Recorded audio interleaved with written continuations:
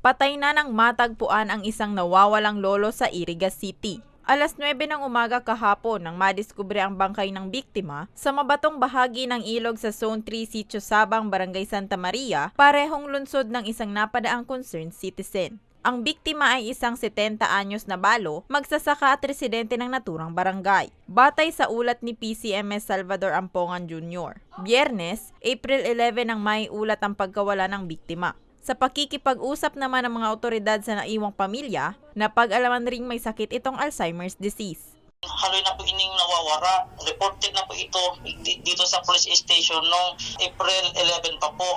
Actually, matagal na po itong hinahanap ng family. Yung mga kalapit bahay nga tumutulong na. Hanggang sa doong kahapon, nakita na po, nahanap na po itong nawawalang lolo na andun na pala sa mga 800 meters away sa bahay nila na sa may medyo mataas po siya, matirik daw, na nahulog base sa investigasyon. Isa sa ilalim ang biktima sa postmortem examination upang matukoy ang sanhi ng pagkamatay nito. Para sa mga balitang Tatak, Bicol, Rose Bilista.